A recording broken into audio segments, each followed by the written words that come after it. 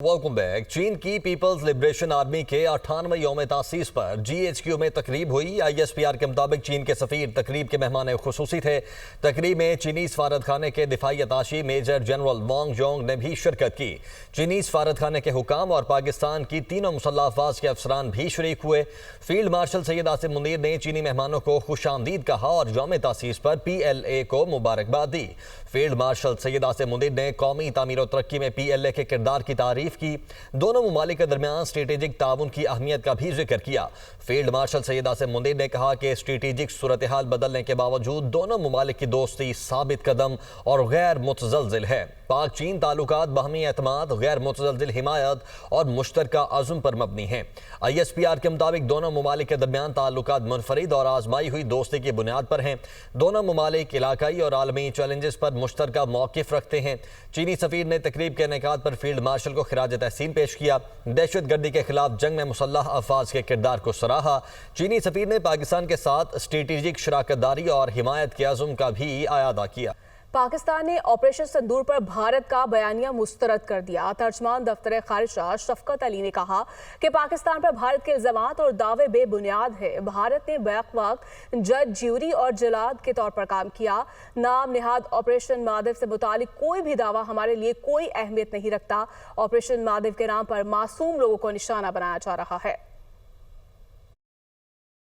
Instead of misleading their compatriots, the Indian leaders would be well advised to acknowledge the losses incurred by their armed forces and accept the active role played by the third parties in realizing the ceasefire. India did not avail itself of the immediate offer made by the Prime Minister of Pakistan for a transparent and independent probe into the Pahalgam attack.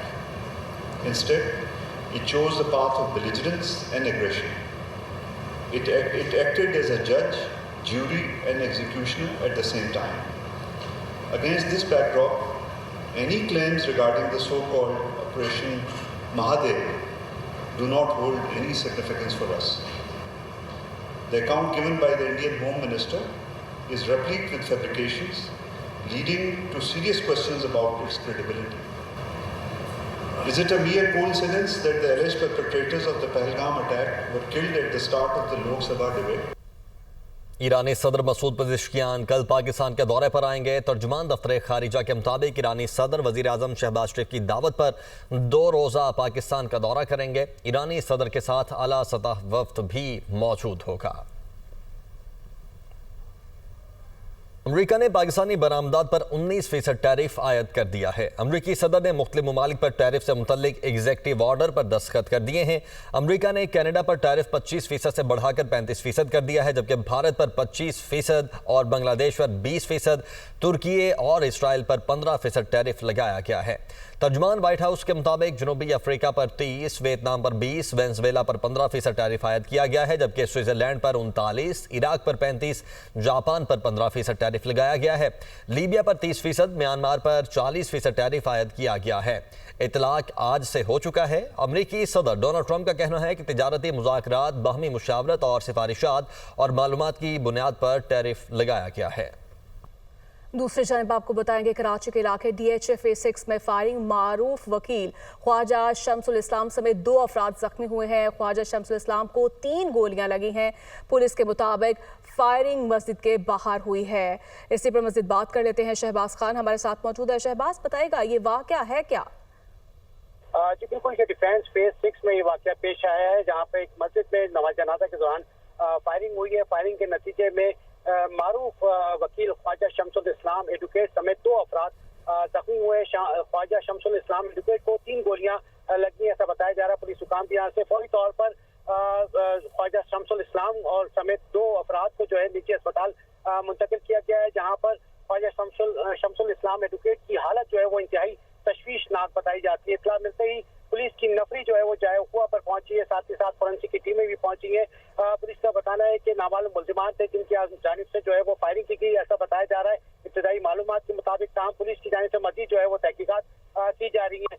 पूरे area को कॉर्डन करके मुल्जिमान की तलाश भी शुरू कर दी गई है। साथ ही साथ जो अस्पताल का है उनका कहना है कि ख्वाजा शम्सुल इस्लाम एडवोकेट जो है वो इस वक्त जो है वो वेंट पर है। इंतहाई तशवीशनाक उनकी हालत जो है वो बताई जा रही है।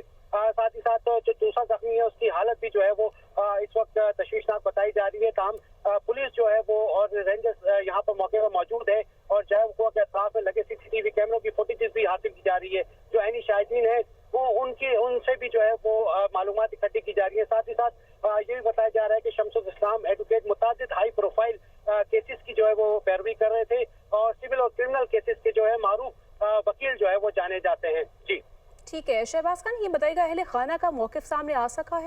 जी बिल्कुल, अभी तक खानदानी जराये का जो है कोई मौके सामने नहीं आया क्योंकि वाकया नमाज के बाद पेश आया, जहाँ पे इन्होंने नमाज जुम्मा अदा की है। उसके बाद एक नमाज जनाजा थी जिसमें वो शिरकत कर रहे थे। उसी दौरान जो है वो नामालूम अफराद की जानिब से फायरिंग की गई और टारगेट किया गया ख्वाजा शमसुल इस्लाम एडवोकेट को। उन समेत 2 अफराद जो है वो जख्मी हुए। ताम चूंकि अभी फौरी तौर पर जो उन्हें निजी अस्पताल मुंतकिल किया है, उनके जो घर वाले हैं वो अस्पताल पहुंचने रास्ते में है, रवाना हो गए, अस्पताल पहुंच रहे हैं, जिसके बाद उनका कोई बाद में मौका जो है सामने आ सकेगा। अच्छा शहबाज, ये बताइएगा टारगेट किलिंग हो सकती है? जी बिल्कुल, जैसा कि मैंने बताया कि पुलिस जराये का भी कहना है कि शमसुल इस्लाम एडवोकेट मुतादिद हाई प्रोफाइल केसेस की जो है पैरवी कर रहे थे, जिसमें सिविल और क्रिमिनल जो केसेस हैं और खासतौर पर जमीनी तनाजात के जो केसेस हैं उनकी जो है वो पैरवी कर रहे थे। तो पुलिस हुकाम की जानिब से जो है ये इम्कान जाहिर किया जा रहा है कि ख्वाजा शमसुल इस्लाम एडवोकेट को जो है वो टारगेट करके उनके ऊपर जो फायरिंग की गई है, जिसकी नतीजे में वो शदीद जख्मी हुए हैं। और मुल्जिमान का टारगेट जो है वो प्योरली ऐसा बताया जा रहा है पुलिस की यहाँ से कि ख्वाजा शमसुल इस्लाम एडवोकेट ही थे, क्योंकि उनको 3 गोलियां लगी हैं जिसकी वजह से वो शदीद जख्मी हुए हैं, जिन्हें फौरी तौर पर जो है जो क्लिफ्टन का ही निजी अस्पताल है वहाँ मुंतकिल किया गया है, जहाँ पर डॉक्टर उनकी जान बचाने की जो है कोशिश कर रहे हैं। और अस्पताल जराये का कहना है कि इस वक्त ख्वाजा शमसुल इस्लाम एडवोकेट जो है वो वेंट पर है और उनकी जान बचाने की जो है वो कोशिश की जा रही है।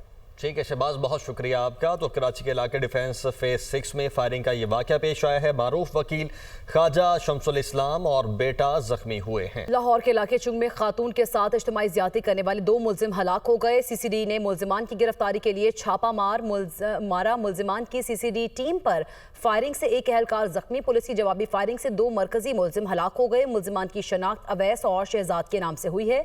लाहौर के इलाके चुंग में खातून के साथ इज्तिमाई ज़्यादती करने वाले 2 मुल्जिम हलाक हो गए हैं। सीसीडी ने मुल्जिमान की गिरफ्तारी के लिए छापा मारा था। मुल्जिमान की सीसीडी टीम पर फायरिंग से एक एहलकार जख्मी, जबकि पुलिस की जवाबी फायरिंग से 2 मरकजी मुल्जिम हलाक हो गए।